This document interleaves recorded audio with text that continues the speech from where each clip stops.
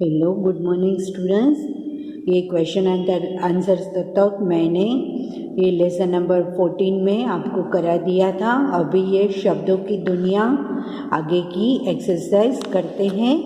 निम्नलिखित शब्दों को जोड़कर लिखिए। जेल प्लस खाना क्या होता है? जेल खाना। ये इसमें आपको कुछ भी नहीं करना है, ये दो शब्दों को मिलाकर आपको ये शब्द बनाना है। कम प्लस चोर कमजोर, जो कमजोर होता है, वीक होता है। सूत्र प्लस धार सूत्रधार, जो सूत्रधार होते हैं वो ड्रामा में अपने हिसाब से वो सब कुछ बताता रहता है, कैरेक्टर्स के बारे में, थीम के बारे में वो सब हमें बताता है। महाराजा, महा प्लस राजा, महाराजा। श बोलते समय गले पर जोर दिया जाता है, पर आजकल हमें श की तरह ही ये बोला जाता है। ये बीच वाला जो काटने वाला श होता है वो षटकोण का और वो शलगम का, अभी दोनों दो बोलने में एक जैसे ही लगते हैं। पहले थोड़ा अलग बोला जाता था, पर अभी तो एक जैसे ही बोले जाते हैं। इसमें ये श विष्णु और कष्ट दो शब्द दिए हैं। यहाँ पे मैंने कृष्णा विशेष और षटकोण तीन और शब्द आपको लिखवाए। कृष्णा तो आपको पता है, गॉड, लॉर्ड कृष्णा। विशेष मतलब ज़्यादा, और षटकोण जो उसके 6 कॉर्नर्स होते हैं वो षटकोण। शंभु तो भगवान का नाम है, शिवा का। और शहर मतलब सिटी। शाम सुबह होती है, फिर जब शाम होती है, शाम को सूरज ढलने लगता है। आलीशान मतलब भव्य, एकदम बहुत अच्छी वाली इमारत होती है आलीशान। और शानदार मतलब जैसे शानदार होता है, बहुत अच्छा वाला, जिसकी शान बहुत ज़्यादा होती है। ये ऐसे दो शब्द दिए हैं, इसके 3 एग्जाम्पल्स मैंने आपको लिखवाए हैं। वो इसकी PDF मैं आपको भेज दूंगी। पहले इसको समझ लेते हैं। शब्दों को सही क्रम में रखकर वाक्य बनाइए। इसमें जो वर्ड से शब्द है वो उलट पुलट हो गए हैं, उसको आपको ठीक से अरेंज करके और उसका सही वाक्य बनाना है। मुंह में पुलिस को दे सका न रिश्वत, तो इसका सही क्या होता है? मैं पुलिस को रिश्वत न दे सका। लास्ट में आप फुल स्टॉप करेंगे। चोरी करने की गलती मैंने की है। मैंने होता है वो आगे आता है, मतलब जो करने वाला होता है। तो फिर मैंने क्या किया है? चोरी करने की गलती की, गलती और की है जो मतलब क्रियापद होता है वो लास्ट में आता है। क्या तुमने किया था गुनाह? ये क्वेश्चन मार्क वाला सेंटेंस है, उसमें क्या आपको करना है? क्या तुमने गुनाह किया था, मतलब तुमने कुछ ऐसा कोई काम किया था। मैं तुम्हें कोई दूंगा, मैं तुम्हें काम कोई दूंगा दरबार में, ऐसा कभी सेंटेंस फॉर्मेशन नहीं होता। मैं तुम्हें दरबार में कोई काम दूंगा। कौन देगा? मैं। किसको देगी हूँ? आपको। और कहाँ पे? दरबार में। और काम दूंगा मतलब ये जो वर्ब है, क्रियापद है, वो लास्ट में आता है। कैदियों को जेल खाने में बंद कर दिया गया। फिर से कैदियों को जेल खाने में बंद कर दिया गया। आपको ये फिर से जो लास्ट में है वही ये वाक्य में आपको आगे लेना है कि क्या किया? फिर से कैदियों को जेल खाने में बंद कर दिया गया। चलिए अभी पेज को पलटते हैं। जो शब्द दो शब्दों या वाक्यों को जोड़ते हैं उसे समुच्चय बोधक शब्द कहते हैं। लेकिन और ताकि समुच्चय बोधक शब्द है। लेकिन और ताकि शब्दों की सहायता से वाक्य पूरे करने हैं। मैं ये करना चाहता था पर ये नहीं कर पाया, तो भी जो कोई सेंटेंस के हिसाब से वहाँ ताकि आता है। बसों की हड़ताल थी लेकिन रेलगाड़ियाँ चलती रही। दोनों का मतलब तो यही होता है कि ये नहीं पर ये, मतलब ये दोनों अभी सेंटेंस के हिसाब से वाक्य में लगते हैं और वो समुच्चय बोधक शब्द है। देखिए अभी फर्स्ट सेंटेंस वो पढ़ते हैं। सम्राट अशोक ने तीनों कैदियों को सजा दी, लेकिन तीनों कैदियों को तो उसने सजा दे दी क्योंकि उन्होंने गलत बोला, झूठ बोला। लेकिन क्या किया? पर चौथे कैदी को माफ कर दिया, लेकिन चौथे कैदी को माफ कर दिया। 3 को तो सजा दी पर चौथे कैदी को माफ कर दिया। उसने चोरी की थी, चोरी तो उसने की थी, पर क्या था कि उसे अपनी गलती पर पछतावा था। उसने चोरी की थी लेकिन उसे अपनी गलती का पछतावा था। तीनों कैदियों ने झूठ बोला ताकि वे खुद को बचा सके। तीनों कैदियों ने झूठ बोला, क्यों बोला था? कि वो खुद को बचाना चाहते थे। बसों की हड़ताल थी लेकिन रेलगाड़ियाँ चलती रही। बसों की स्ट्राइक थी, हड़ताल थी, पर रेलगाड़ियाँ चलती रही। जल्दी चलो ताकि समय पर विद्यालय पहुँच। जल्दी चलो मतलब जल्दी कीजिए आप। अभी अगर स्कूल पे आपको समय पर पहुँचना है तो जल्दी करना है। वो सेंटेंस के हिसाब से आपको ऐड करने हैं और ज़्यादा मतलब उसका मीनिंग तो सेम ही थोड़ा थोड़ा ही होता है, पर कि ये करना चाहते थे पर ये नहीं कर पाए। ये इसने बोला पर ये बोलना नहीं चाहता, ऐसा मीनिंग होता है। और ताकि का ज़्यादा ऐसे कि इसने ये किया पर ये नहीं कर पाया, तो वो आपको समुच्चय बोधक ये दोनों शब्द है वो इसका उपयोग आपको सही वाक्यों में सही करना है। चलिए अभी ये दिए गए शब्दों के बहुवचन रूप लिखिए। अगर एक चीज़ हो तो एक वचन, एक से ज़्यादा, फिर और भी ज़्यादा हो फिर वो बहुवचन होते हैं। नौकरी में देखिए बड़ी की मात्रा पीछे है। जब भी आप एक नौकरी हो, अब नौकरियाँ मतलब एक से ज़्यादा, तो नौकरी मेरी आगे आ जाएगा और यहाँ के ऊपर ऐसे चंद्र बिंदी आएगी। जेल खाने मतलब एक जेल खाना होता है और एक से ज़्यादा जेल खाने होते हैं, तो जेल खाना।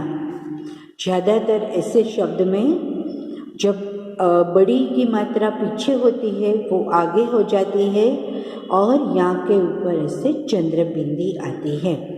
गलती, एक गलती हो और गलती बार बार जो होती है गलतियाँ। गलती में भी आप देखिए यहाँ पे ती पीछे है, यहाँ पे ती आगे आ जाता है। जब आप बहुवचन करते हो तभी ती आगे आ जाता है और यहाँ के ऊपर चंद्र बिंदी आ जाती है। एक पुस्तक हो और एक से ज़्यादा पुस्तक हो, फिर कितने सारे पुस्तक हो तभी वो पुस्तकें ही कहलाता है। सिर्फ एक ही पुस्तक हो तभी पुस्तक कहलाता है। पुस्तकें तो उसमें एक ही मात्रा पीछे, अब एक ही मात्रा आती है जब भी आप ये बहुवचन करते हो। ये देखिए दवाई भी नौकरी और गलती की तरह पीछे बड़ा वाला ई है, इसलिए आपको ये छोटा ई करके यहाँ के ऊपर चंद्र बिंदी लगानी है। पट्टी में भी ऐसे है, पट्टी में जो लास्ट में ट है उसके साथ बड़ी की मात्रा जुड़ी है, वो आप छोटी की मात्रा कर देंगे और उसके ऊपर आप चंद्र बिंदी लगाएंगे। आओ ये भी जाने, ये तो सिर्फ आपको ये समझने के लिए ही है। अशोक आपको पता है कि जो अशोक चक्र होता है, अशोक हमारे देश के बहुत अच्छे राजा थे। उन्होंने हमारे देश के लिए अशोक का शिलालेख, फिर वो 3 लायन वाला जो आपको जो दिखते हैं वो अशोक की याद में ये सब बना है। और उन्होंने हमारे देश के लिए बहुत कुछ किया था। वो बिंदुसार के पुत्र थे। उन्होंने अपने पराक्रम से भारत के कई राज्यों को जीता था, किंतु कलिंग युद्ध में निर्दोष लोगों की जानें गई। इस घटना ने उन्हें हृदय परिवर्तन के लिए विवश कर दिया। उन्होंने युद्ध करना छोड़ दिया तथा बौद्ध धर्म के प्रचार प्रसार में लग गया। ये उनके जीवन की बहुत बड़ी लाइफ का उनका परिवर्तन हो गया। जब कलिंग में उसका युद्ध हुआ तभी कितने निर्दोष लोग मर गए, तो फिर उनका हृदय परिवर्तन हो गया और लड़ाई वो सब छोड़ के वो अच्छे वाले बहुत काम किए, बुद्ध धर्म का प्रचार प्रसार किया, कितने सारे अच्छे अच्छे शिलालेख बनवाए, कितने अच्छे अच्छे काम किए, सिर्फ ये जानने के लिए ही आपके लिए। जो सच का साथ देते हैं ये जीवन में जरूर सफल होते हैं। वो भी मैंने लेसन में भी आपको समझाया ना कि सच का साथ देने वाले ही जीवन में सफल होते हैं। झूठ थोड़े समय के लिए तो बहुत अच्छा लगता है, पर जब भी वो सच सामने आ जाता है तब झूठ नहीं दिखता है। तो 1-2 एक्टिविटी है, पर अभी आप यहाँ पे नहीं है सो नहीं हो पाएगी, और जब भी आप आएंगे तब मैं करवाऊँगी। 14 चैप्टर तक आपको TCW और टेक्स्ट बुक में कर लेना है, वो आप मुझे ये कंप्लीट करके भेजेंगे। ठीक है, take care and bye. Hello, good morning students. ये सेमेस्टर 2 का ये सेकंड एसे है, विषय होली, होली का त्यौहार। आपको पता है ना कि आप हर त्यौहार में कैसे एंजॉय करते हो। दिवाली में ये सब लगाते हो, पटाखे जलाते हो, रंगोली बनाते हो, तो इसी तरह ये होली का त्यौहार भी आप बड़े मज़े करते हो ना। अपने फ्रेंड्स को, अपने रिलेटिव्स को, सब अपने मम्मी पापा भी एंजॉय करते हैं, सब लोग बड़े एंजॉय करते हैं। ये हंसी खुशी का त्यौहार है। 24 जनवरी और जो 15 अगस्त राष्ट्रीय त्यौहार है, ये इस त्यौहार में बड़े मज़े करते हैं। और चलिए मैं ये अभी इसको समझा रही हूँ, बाद में इसकी PDF मैं आपको भेज दूँगी। अभी हम पढ़ के समझते हैं इसे। होली हंसी खुशी का त्यौहार है। यह त्यौहार फाल्गुन महीने की पूर्णिमा को मनाया जाता है। स्त्री पुरुष, बच्चे बूढ़े और जवान सभी यह त्यौहार आनंद पूर्वक मनाते हैं। होली हंसी खुशी का त्यौहार है और यह त्यौहार कब आता है? फाल्गुन महीने, जो गुजराती जो मंथ होता है फाल्गुन महीने की जो पूर्णिमा होती है, पूनम होती है, उस दिन मनाया जाता है। स्त्री पुरुष, बच्चे बूढ़े और जवान यंग बच्चे और मेल फीमेल सब मिलकर ये त्यौहार बड़े आनंद से मनाते हैं। होली के साथ एक पुरानी कथा जुड़ी हुई है। हिरण्यकशिपु नाम का एक राक्षस था। उसको प्रहलाद नाम का एक पुत्र था। प्रहलाद भगवान का भक्त था। हिरण्यकशिपु को यह पसंद नहीं था कि प्रहलाद भगवान की भक्ति करे। हिरण्यकशिपु की बहन होलिका को ऐसा वरदान मिला था कि वह आग में न जल सके। हिरण्यकशिपु के कहने पर वह प्रहलाद को गोद में लेकर आग में बैठ गई। भगवान की कृपा से प्रहलाद बच गया और होलिका जलकर खाक हो गई। उस दिन की याद में होली का त्यौहार मनाया जाता है। ये शायद आपको पता भी होगा कि होली के त्यौहार के साथ ये एक पुरानी कथा जुड़ी हुई है। प्रहलाद की स्टोरी आपने शायद सुनी या पढ़ी भी होगी कि प्रहलाद भगवान का बहुत बड़ा भक्त था। वो हर समय भगवान को याद करके कुछ न कुछ काम करता रहता था। और हिरण्यकशिपु का नाम ऐसा था कि उसे पसंद नहीं था कि वो भगवान को याद करे। प्रहलाद उसका पुत्र था और वो भगवान का नाम ले वो तो उसे बिल्कुल भी पसंद नहीं था, इसलिए उसने कितनी बार उसे मारने की कोशिश की पर वो हर समय असफल रहा। हिरण्यकशिपु की बहन थी होलिका, उसे ये एक वरदान था कि वह आग में नहीं जल सकती थी। तो उसने हिरण्यकशिपु ने क्या किया पता है आपको? कि हिरण्यकशिपु ने कहा कि ये प्रहलाद को गोद में लेकर तुम बैठ जाओ तो तुम तो आग में नहीं जलोगी, पर ये प्रहलाद जलकर खाक हो जाएगा। पर आपको पता है ना कि जिसकी रक्षा भगवान करते हैं उससे कुछ नहीं हो सकता। तो क्या हुआ कि प्रहलाद को गोद में लेकर होलिका बैठ गई, तो ये जो उसकी मतलब शायद ऐसा था कि वो चुन रही थी, वो प्रहलाद को मतलब हवा की वजह से वो उसने जलकर उसके ऊपर आ गई और वो होलिका जल गई और प्रहलाद बच गया। मतलब भगवान ने अपने भक्त को बचा लिया। भगवान है वो अपने भक्त को कोई भी तरह से बचा लेते हैं। तो ये स्टोरी है, उसके ऊपर से होली का त्यौहार मनाया जाता है कि सच्चे भक्त को कैसे भगवान ने बचा लिया और होलिका कैसे जलकर खाक हो गई। होली के दिन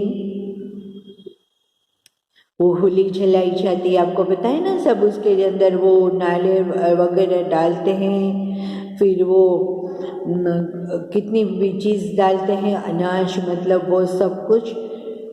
तो होली का त्यौहार का बहुत महत्व है।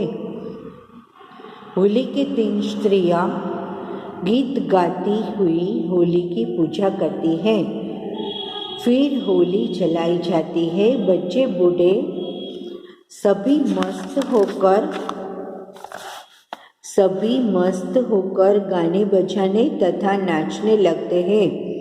होली के दूसरे दिन धुलेडी का त्यौहार मनाया जाता है। इस दिन लोग एक दूसरे पर गुलाल और रंग डालते हैं। वे एक दूसरे से गले मिलते हैं। यह रंगों का त्यौहार है। रंग जीवन की खुशी और समृद्धि का प्रतीक है। चलिए ये पैराग्राफ को समझ लेते हैं। वो सबसे पहले हमने ये समझा कि होली हंसी खुशी का त्यौहार है, फिर वो कब आता है, फिर उसके साथ कौन सी कथा जुड़ी है और इसकी वजह से हम होली का त्यौहार मनाते हैं। और चलिए अभी आगे कि होली के दिन क्या होता है कि होली के दिन स्त्रियां हैं वो गीत गाती हुई होली की पूजा करती है।